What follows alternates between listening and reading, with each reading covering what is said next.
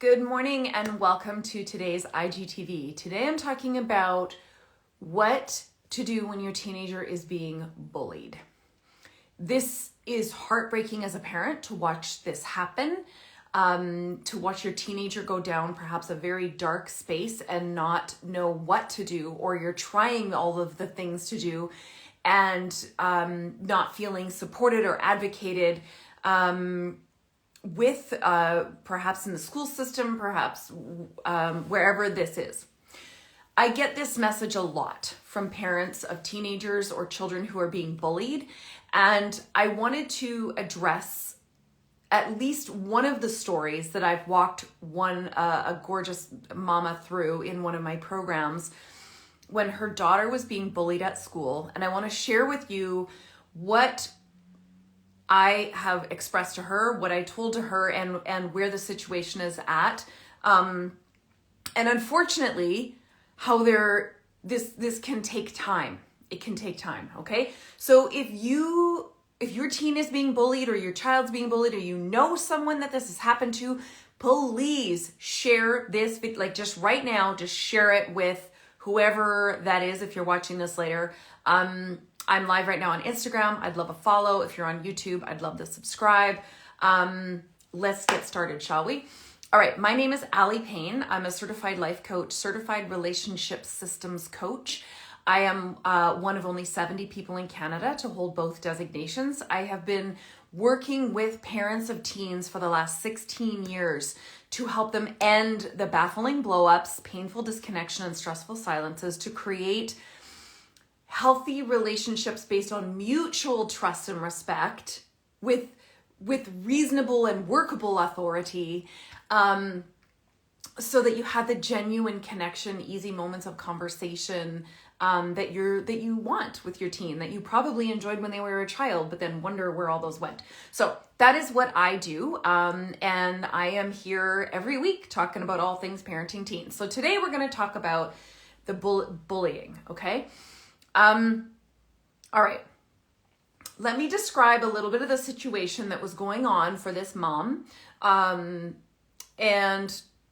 this isn't going to cover every situation of bullying, okay? It's not going to cover all of them. I'm just telling you one story and what this mom did, using my proven framework to support her daughter through this process. Okay, so her daughter, gorgeous 12-year-old. I would say, just to describe her daughter a little bit, introverted, more of an introvert. I would say, emotionally sensitive, she's an emotionally, not oversensitive, no, just emotionally, attuned and aware child. So, I think sometimes those type, and there are types, there's been studies on types, those types of children are easier to bully and pick on because they say less, and it takes less words to really, the bully to feel like they're having an impact and dig in, because this child is very emotionally aware, and so the bully gets to get a reaction and see an impact quickly. And that is very unfortunate. But again, there's lots of studies on bullying. I did not look many of them up prior to getting on this live. So that is her gorgeous 12-year-old. And bullying was going on at school, in the classroom with another young lady. So same grade, in the same class. Okay, I know it doesn't always happen in the same class. Sometimes it's out, in the schoolyard, between classes. This one was in the same class. Now, I'm going to attempt to not get on my soapbox about this a lot, because the way that I believe that many school boards, I've seen it happen here, the way that many schools deal with this is absolutely wildly insufficient and inappropriate. That is, yes. Do I think the schools and the teachers don't care? No. No, it's not that I don't think they don't care. I think that the schools and the administration are not well empowered and equipped to truly take the action that is necessary to end the bullying and support the bullied. And I also think that teachers and administration have so many other things on their plates that this is just another thing. And so it can be a lot. So this mama came to me, I'm going to say about 6 months ago. 6 months ago, and she took my program, the Empowered Parent Program, and was looking for ways to support her daughter, as I'm sure you would too, if your daughter was expressing even a little bit. Now, some kids hide their bullying. They're not really overt about it. They just kind of go dark. And that also is what happens when puberty explodes the teenage brain. So they kind of go dark. So you're not sure, well, is this like normal, just darkness of the teenager, or is this that something's wrong at school? They're being bullied by a teacher, by a student, whatever. Her daughter was at least overt enough with her to tell her kind of what was going on at school. Now, apparently, this, the bully, I'm just going to call her the bully used to kind of be her daughter's friend. Okay. I'm going to use that loosely. Used to be her friend. And then the bullying started. So there was enough of a relationship there where the bully probably understood the daughter's hot buttons. Do you know what I mean? Like knew her well enough to know right where to push, because they weren't strangers with each other. So that's even more painful. What ended up happening in the beginning was this mom was empowering her daughter, right? And I think that's one of the common steps here, is that you empower your child because you don't want to rescue them. You don't want to like run in and bubble wrap them, right? And you're like, okay, well, have you said anything to the bully? Now, that is workable and good. It's just not always going to happen, because depending on the emotional hold the bully has on the bullied, the fear of retribution or consequence of standing up to a bully can be so significant that your teenager or child won't do that. Okay? So it's a great first step. It's just not always one that's going to happen. So this mama said to her daughter, have you said anything to the bully? Because again, they were friends. Okay? So there was some relational currency there. Have you said anything to the bully to tell her, like, no, you can't talk to me like that. That's not appropriate. You step back, sister. And I believe that was one of the steps that happened. And this young girl, the bully didn't take real kindly to that and decided to just keep going with this. So the mom was in my program, and one of the key pillars, okay, in my proven 3-step framework is safety. And bless this mama, she leaned in hard to the tools and strategies in my program specific to being a safe person for her daughter in this process. So her daughter always, in fact, has increased her comfort level of telling her mom everything, being open and honest about everything, because this mama learned my tools and strategies to be a critically important, safe person for her daughter. So her daughter kept saying, yeah, I've tried that. That didn't work. Then this mama said, okay, well, have you talked to the teacher? Again, trying to empower her daughter, right? To have agency, to not rescue her, but to put her in the driver's seat. So, yep, daughter tried going to talk to the teacher. No, this is still going on. And apparently the bullying was quite overt. So it was in not only words and behavior, but it was overt where other people could see and hear it, okay? That did not work. Then they had a meeting at the school because what was happening in this was basically the young daughter was getting the message, the bullied was getting the message that it was her job to tolerate and endure toxic behavior from somebody else because she was powerless to change it. And I am going to tell you for free,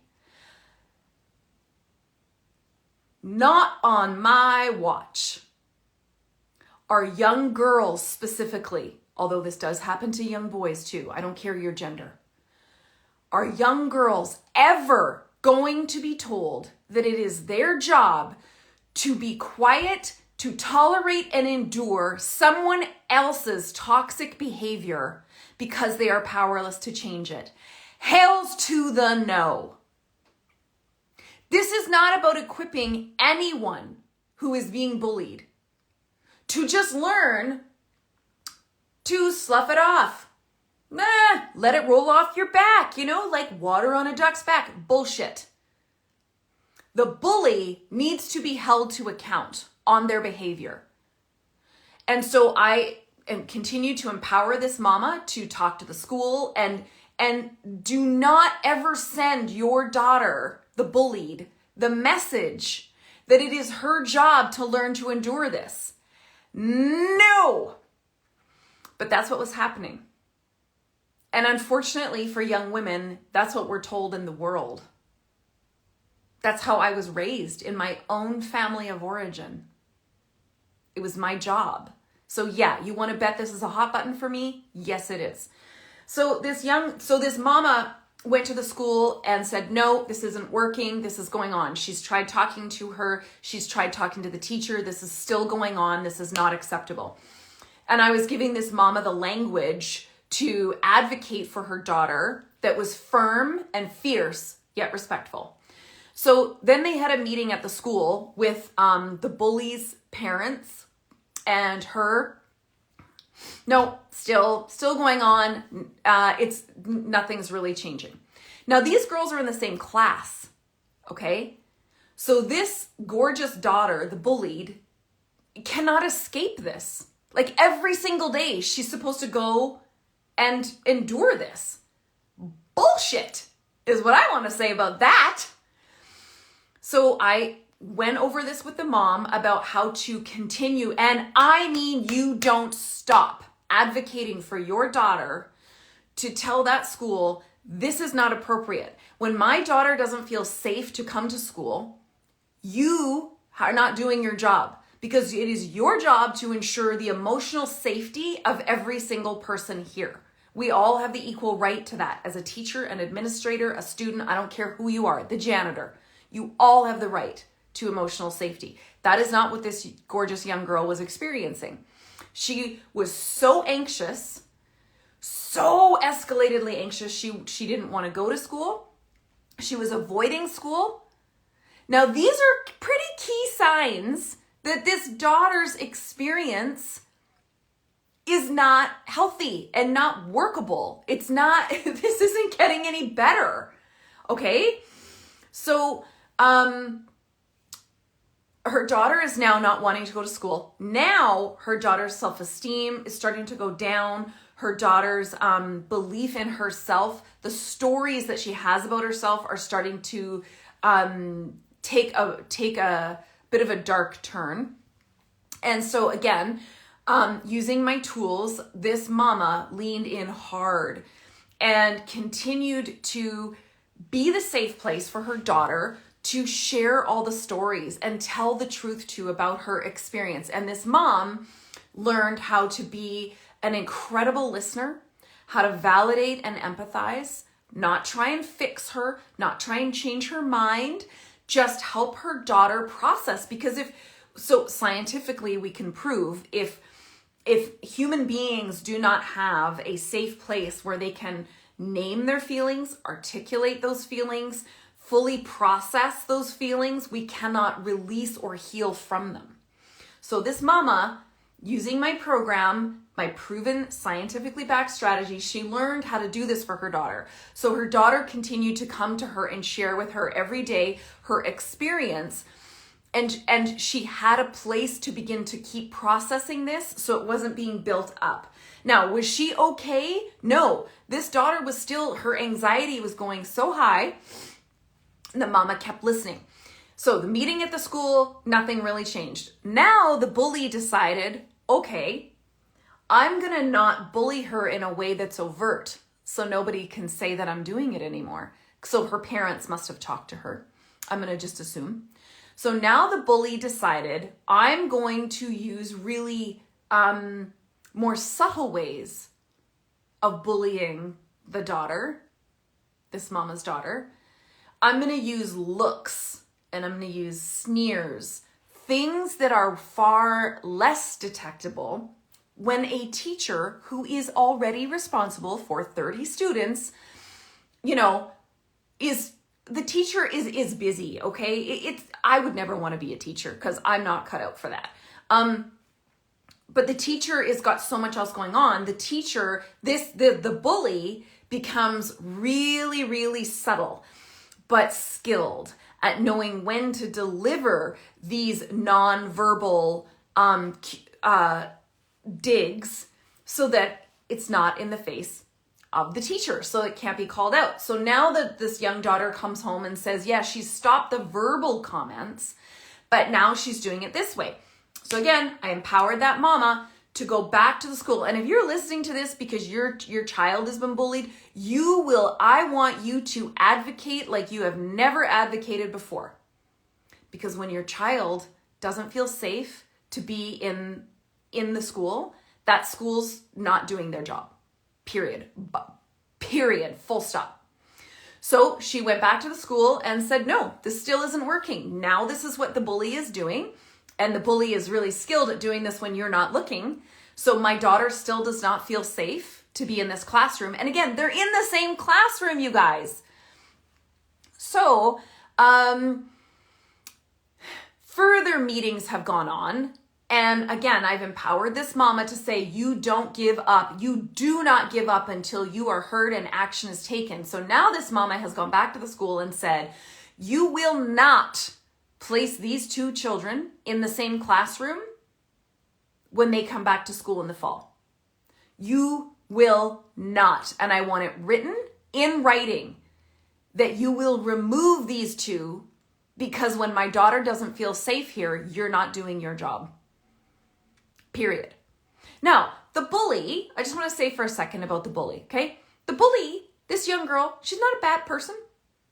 She's not a bad person. She's using toxic behavior, but she's using that toxic behavior to fulfill a need.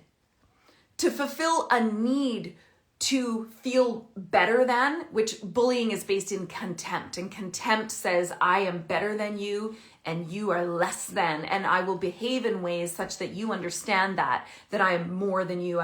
It comes from insecurity. Okay, it usually comes from insecurity. It comes from a need to feel powerful, to have influence over something because they're not getting that in other places in their lives.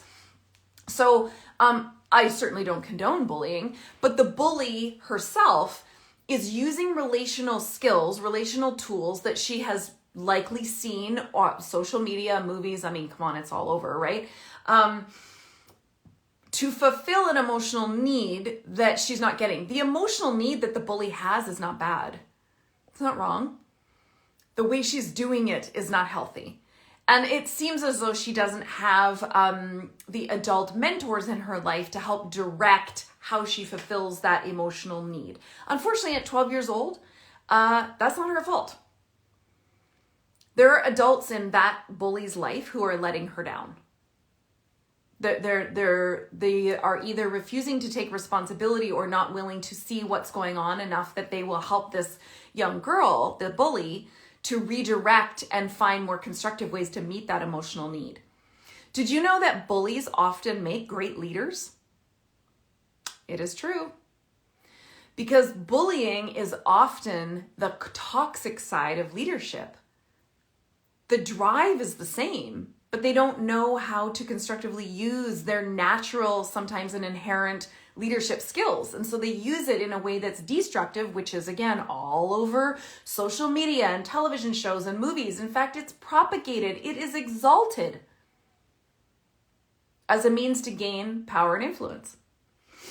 Oh, my nose is always itchy when I'm on IG Live. Anyway, so I got no beef with the bully. I'm sad for her that these are skills she is learning are working, that at some point aren't going to work. That is what it is. So, okay, so that's what the mom has done, which I've been mentoring her through this process, because I want to go back for a second. What this mom was trying to do initially was empower and equip her daughter to tolerate and endure. And this, again, the saddest part is, as a female, that is what we are taught to do in our global culture. Is don't be loud, don't speak up, because it'll get worse. And sometimes it does. So I, again, have said to this mama, no, we are not doing that with this next generation of young girls. They will not be taught to tolerate and endure toxic behavior and take responsibility for someone else's bad choices. No. So here is what, between the relationship of this mama who's taken my program and this gorgeous daughter, here's a little bit of the process that I alluded to. First of all, the daughter felt safe enough to at least tell the mama that this was happening. And then through my program, this mama learned the key scientifically researched skills to continue to be the safe person for her daughter to share with.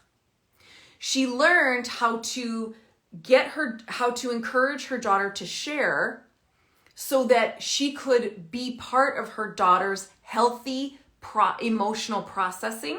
So her daughter wasn't stuffing all of these terrible feelings in. So that her daughter could tell her about her anxiety and anger and fear and what was actually going on without trying to fix it or correct it. Then the skill that her mom learned in my program was this. When people have been on the receiving end of really hurtful things, it could be trauma, okay, which is defined, trauma is defined as any emotional pain that is continuing to replay in the mind over and over, such that but it's not being released. It's just like stuck on repeat. That is the definition of trauma, okay? So what this young girl has experienced is a version of trauma. And so this mama has realized, she's now ruminating. She is now ruminating on this pain. She's ruminating on this emotional pain and this terrible thing that's happened with the bully. And that's not good. We don't want her ruminating on this bullshit as if to reinforce it in her brain and make it true. No, we don't want that. Now, I want to say, just in case you're wondering, yes, of course, this mama has offered therapy and counseling, etc. This gorgeous young daughter is not ready yet. She's not ready yet. She's so afraid that right now her mom is her safe person and that's all she's ready for. And by the way, that's a huge win. Can I just say that? That is a huge win, that she trusts her mother enough with her innermost thoughts and feelings that she freely shares them every single day. That's a lot. She's not ready to go share her story with a stranger, a counselor or therapist, okay? So I've also equipped this mama with natural techniques to lower anxiety. And I've explained to this mom, you cannot give these tools to your 12-year-old, now soon to be 13-year-old daughter, and expect her to use them if you're not modeling it. Like, I think we do this all the time when our kids are struggling, right? Our kids are struggling with something and we're like, oh my gosh, go to counseling or therapy. Well, are you in counseling or therapy? Have you normalized that? Because if you haven't, they're going to think it's weird and they're broken and you're trying to fix them. And if they're already in like a really, just really afraid, they're not going to go talk to some stranger. Can you, for 1 second, can you be with how weird that is? How That's more terrifying. Are you kidding? And remember, this gorgeous young daughter is a introverted, really lovely, emotionally sensitive young person. So she's probably not going to go talk to a stranger. So what I've helped this mama do is empower her with lowering anxiety, tools to lower anxiety. So breathing techniques, okay? EFT, tapping, emotional freedom technique, okay? Basic stretching and meditation or yoga. Apps like Calm or Headspace or 7 Cups, things that she can do with her teen. Because if you're not willing to lead the way through the healing, you cannot expect your young teen to do the healing because you said so. Well, they need it. Well, they're really in a bad place. But not everyone is ready for that yet. So this mom is doing a lot of these things with her daughter. So every day after school, they are going for a half-hour walk. Walks are amazing for calming the nervous system. They are talking about feelings. Wonderfully permissive and scientifically proven way to help process and release emotions, okay? They are doing some tapping together. I've sent her some resources with emotional freedom technique with tapping specifically for kids to help lower anxiety and release that. Now, she's noticed her daughter is ruminating and continuing to perpetuate these BS stories that the bully was using when she was verbally abusive. And so this mom, of course, is worried because she's ruminating on this terrible stuff. So there's a couple reasons that ruminating happens, okay? Ruminating happens because it's a trauma, as I explained. It's a trauma that continues to repeat in the brain. It's stuck on repeat. Ruminating can happen for a few reasons. Ruminating can be part of processing. Like, I need to revisit that pain over and over until it's not a pain. It's like if you had a wound on your arm that was pussy and yucky, right? It doesn't heal overnight. You need to wash it and rinse it and put a clean bandage on it. But you need to do the same thing tomorrow and the next day and the next day, probably for a couple weeks, right? So that's similar to ruminating. Sometimes ruminating is part of the healing process. And I will never forget, there's a saying that Dr. Phil said. Dr. Phil used to say this before he was like big and famous when he was on Oprah about his patients that had experienced some kind of trauma, psychological trauma in hospitals. He would say this. He said, I would go in and listen to them, share their pain or their trauma, ruminate, okay, on this incident. And he said, I would listen to them intently, presently, as they went over it again and again and again. And I would say to them each session, I will listen to you tell this story as many times as you need to tell me this story until you feel that I got it. And at the end of every session, he would say to them, wow, okay. Do you feel like I got it now? And sometimes they would be, no, not yet. He's like, okay. And sometimes at the end of this ruminating process, they would be, yeah, I think you get it now. He's like, all right. And only when they were finished the ruminating process were they ready to move to healing. So do you see what I'm saying? Sometimes ruminating is necessary, okay? There's no way really to know. So I talked to this mama about this and I said, okay, she might be ruminating to process, but she might be ruminating because her brain is stuck on repeat and it is reinforcing negative BS and we don't want her to do that. So I said, you got to be curious about the ruminating. Don't try and stop the ruminating like it's bad. Get curious about the ruminating on all of these things that this bully had done and said. And so she said to her daughter, I'm curious about, I hear you replaying these painful situations like day after day. And I'm curious about that. Is it helping you to tell the story? Or is it kind of just something you feel stuck on. And only through curiosity, because her mom had done the work to be her safe person, this daughter, bless her, was like, yeah, no, I think I'm stuck on it. I think I'm stuck, and it's probably not actually helpful to keep saying it over and over. You see, she didn't consciously realize she was saying it over and over. So then the mama said, okay, so what if when you catch yourself ruminating on it, we start to replace the ruminating. So some of these terrible things that this bully said, to put nicely, was like, well, you're like a terrible friend, or you're a crappy person, or whatever. And she was ruminating on the stories that when she'd catch herself ruminating, the mom asked permission to say, what's actually true? And the daughter would say, I am a good friend. I am a good friend. And I am a good person. And so do you see how we're not stopping the ruminating? We're transitioning from ruminating on BS, painful messages that we don't want to reinforce, but we've got to transition from that to truth. And so now her daughter, now that she got curious with her daughter about the ruminating, because you don't know if it's part of their processing or if they're stuck, then she helped her daughter to start to identify, okay, so if you're ruminating, what are some things we can replace this with? Said, even though this person says I'm a bad person and a good friend and not a good friend, I know I am a good person and I am a good friend. And so she's moving forward with this. And this is all part of this bullying.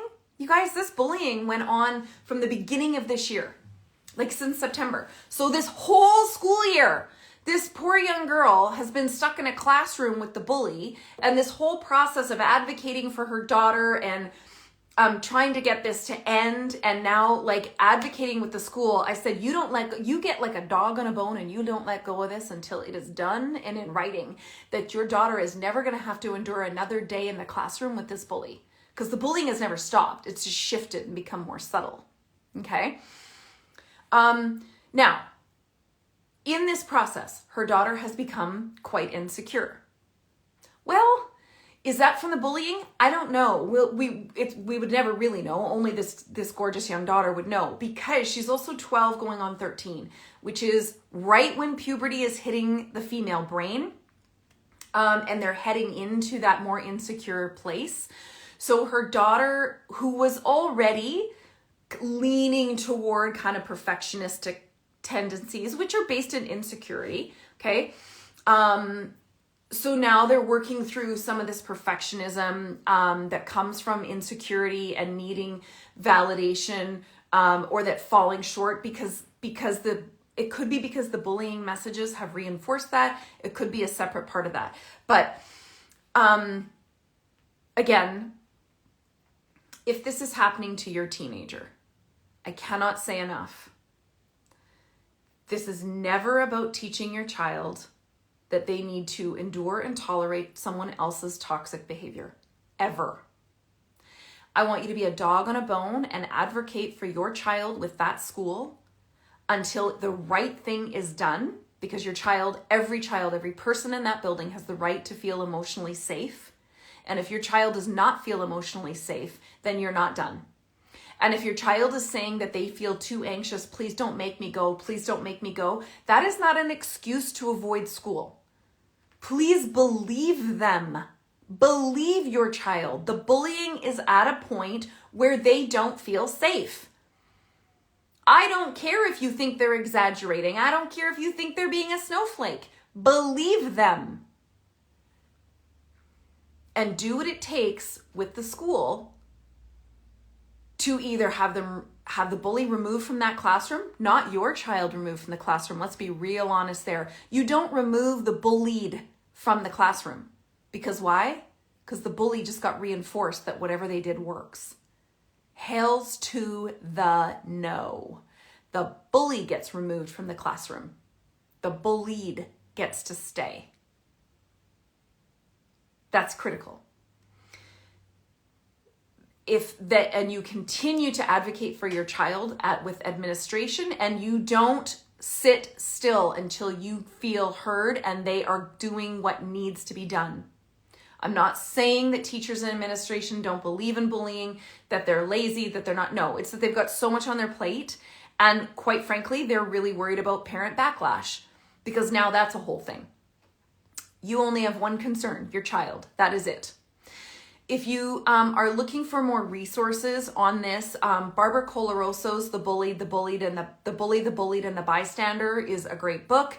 If you want to know how to become your teenager's safe place, like this mama did, and the exact scientifically proven strategies, tools, and scripts that she got from being in my program, such that her daughter is telling her everything and sees her as her absolute ally through hard things and is willing to share them instead of hide them, then tap my name and the link in my profile, or on YouTube, I'll put the link below this video, and watch my free masterclass today with my proven 3-step framework that is in all of my programs. Because when you are your child's safe person, not their only person, but when you are their ally, you have set a foundation of your relationship that is going to create something that is probably more magical, of genuine connection, than what you have imagined. Not because you're trying to be their friend. No, you're still the parent, okay? Just tap my name, the link in my profile, and watch that masterclass today. I hope this has been helpful for you. If your teen or your child is being bullied, there are things you can do, and knowing how to be their ally is step one. All right. Thanks, everybody. I look forward to seeing you next week. Bye.